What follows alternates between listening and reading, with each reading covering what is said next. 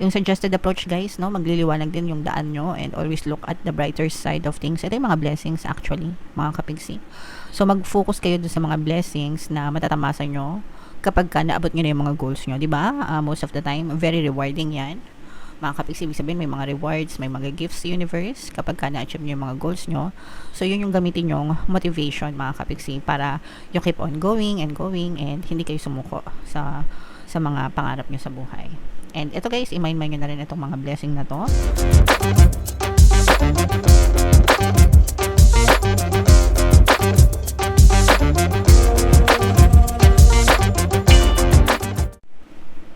Hello guys, hello Capricorn. Welcome back to Pinoy Pixie Tarot. Ang pamagat ng episode natin for tonight is Story Mo Ba To? Ito isang timeless reading mga kapigsi para sa Capricorn. Titingnan natin where you are right now, mga potential and challenges nyo, what you need to focus on, your past, present, and future energy mga kapigsi, mga suggested approach, and yung potential future ng story nyo.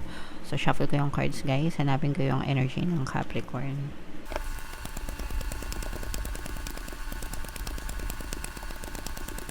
Ito guys. So, Capricorn guys, kayo ay represent ng Father of Pens sa ating spread. Kung ano na lang yung makaresonate guys, take that message. Hindi lahat ng mensahe ay magre-resonate sa inyo. So, where you are right now, mga kapigsi, for some of you guys, no, marami kayong ambisyon sa buhay. Marami kayong pangarap, marami kayong gustong tuparin. Pero, nangingibabaw yung duda or yung takot ng iba sa inyo. Kumaga parang nagdududa kayo sa confidence nyo, nagdududa kayo sa kakayahan nyo, nauuna sa inyo guys yung mga what if and buts, okay? Paano kung mag-fail, kung hindi mag-successful, paano kung hindi umokay, yung mga ganon guys. But like I said, nandun yung mga pangarap nyo. So parang kulang lang ng konti sa action and kulang lang ng konting kumpiyansa sa sarili mga kapigsi.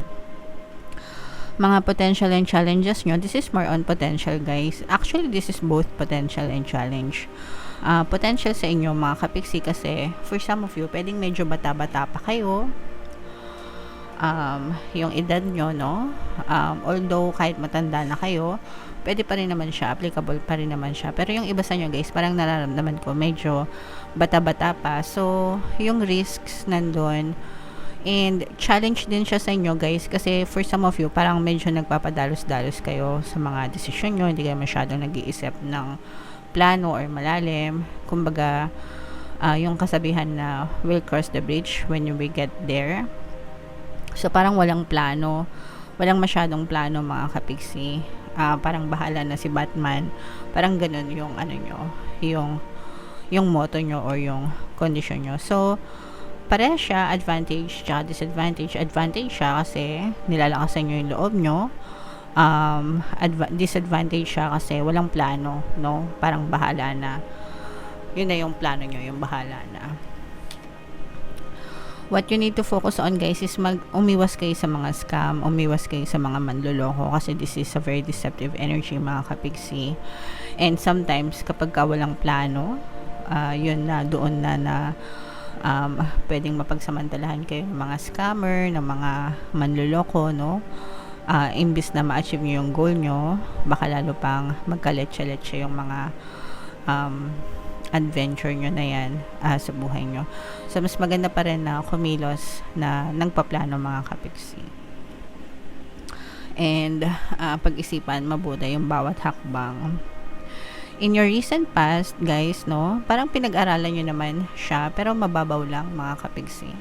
Parang nakabuo kayo ng plano, nakabuo kayo ng idea sa isip nyo, pero napakababaw. Parang hindi masyadong malalim yung nito, yung ugat, yung pundasyon. So, kailangan nyo mag-build ng time and effort para pag-aralan kung ano yung gusto nyo talaga. And you make definite plans, guys. And then you take action. And then sabayan nyo ng dasal and positibong mental diet para talagang maging successful yung outcome sa inyo, Capricorn. Okay?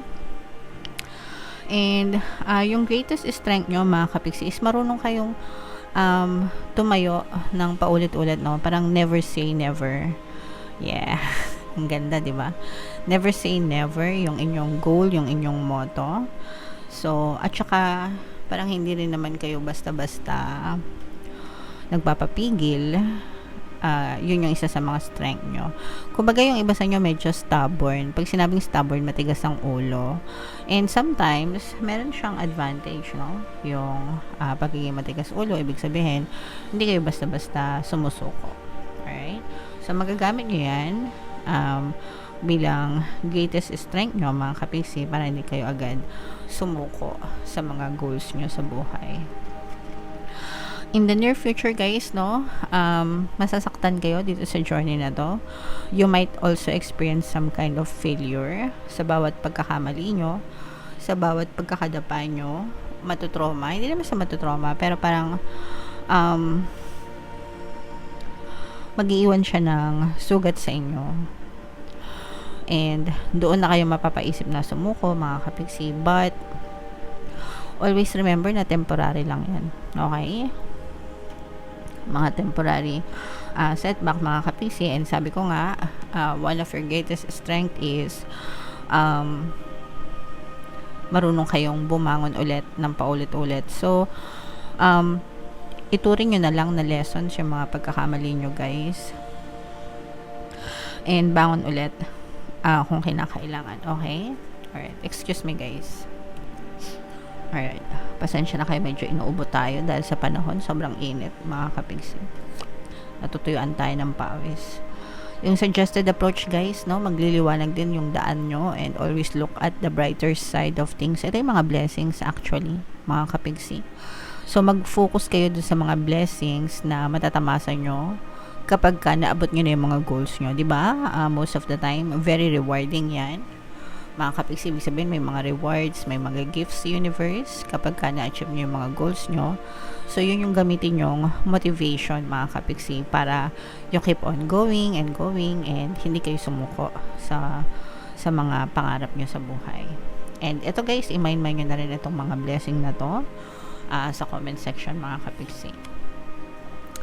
What you need to know, this is going to be a very rough ride or journey, adventure.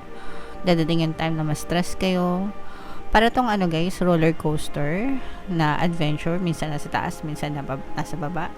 Meron kayong highest highs, meron kayong lowest lows, no? But, sabi ko nga, huwag kayong mag-give up, huwag kayong susuko, mga kapiksi. So, laban lang, guys. Palaging isipin nyo na may blessings na kaakibat yung bawat sakripisyo nyo, yung bawat paghihirap nyo sa buhay nyo.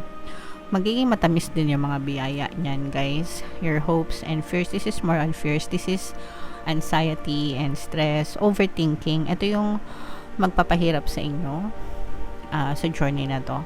So, since gagawin nyo na rin lang, mga kapiksi, focus na kayo sa positive, huwag na kayo mag-focus sa negative. Kasi kapag nag-focus kayo sa negative, lalo lang kayong mahihirapan sa progreso. So, ano to, guys, balakid ito sa ikatatanggumpay mo. Yung stress, yung reklamo, anxiety, I suggest na huwag kayo masyado mag-overthink, guys. Enjoy nyo lang yung process para hindi kayo mahirapan, okay? And yung potential future, mga kapiksi, this is a slow progress, pero may progress siya, guys, no? Hindi siya mabilisan na journey, pero ang maganda dito, guys, is parang habang nagpa-progress kayo, mga kapiksi, is natututo kayo and nagmamature din kayo, mga kapiksi. So, yun naman yung importante, yung mga lessons na matutunan nyo, guys, dito sa journey na to. So, overall, positive siya. Positive and negative, mga kapiksi. Pero, syempre, dun tayo mag-focus sa positive, especially dito sa mga blessings na to. Kasi, may mga rewards naman sa inyo itong mga sakripisyo nyo, mga kapiksi. Alright?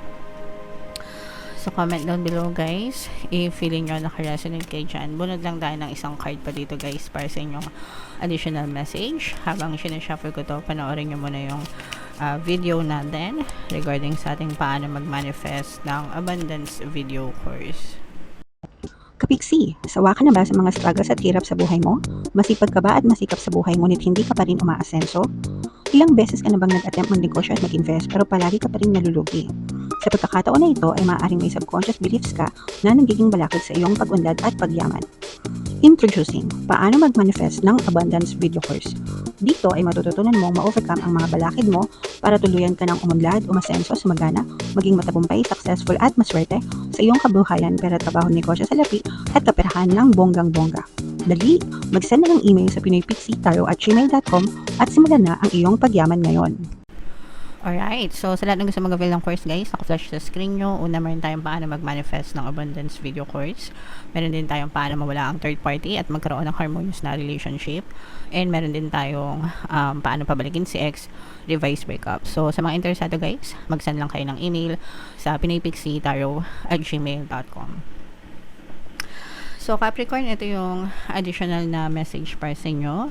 Regeneration is pagbabago, mga kapigsino. So habang nagmamature kayo dito sa journey ng buhay nyo, meron din mga pagbabago and positive changes na pwede kayong ma-experience. And wag nyo rin kalimutan alagaan yung inyong sarili, mga kapigsi, habang nandito kayo sa inyong paglalakbay. Don't be so serious to the point na natitake for granted nyo na yung inyong kalusugan dahil sa pagsisikap nyo and paghihirap nyo sa buhay. So dapat inaalagaan nyo pa rin yung sarili nyo, mga kapigsi. Health is wealth, ika nga. Okay? And another thing na dapat nyong alagaan is yung mga pangarap nyo sa buhay. Okay? Yung mga pangarap nyo sa buhay, para yung seeds, binhe, mga kapigsi, na itinatanim nyo. And kapag inalagaan nyo yung mga tinanim nyo, definitely uusbong yan, 'di ba? And magbubunga yan ng matatamis na bunga sa inyo in the future. So make sure na alagaan nyo yung inyong mga pangarap sa buhay. Huwag kayong susuko. Sabi nga guys, no, may mga blessings na kaakibat yan sa end ng journey mo. So ito yung titigan mo, ito mga blessings na to, mga kapiksi. Alright? Okay, so comment down below, Capricorn, if feeling nyo naka-resonate kayo dyan. For more tarot readings guys, ito yung playlist nyo. Ito naman yung ating success stories ng paano mag-manifest ng abundance video course. Click here to subscribe guys. Ito yung ating mga pampaswerte subliminals. Thank you for liking, sharing, and subscribing. See you again next time. I love you all, mga kapiksi. Have a nice day. Bye-bye.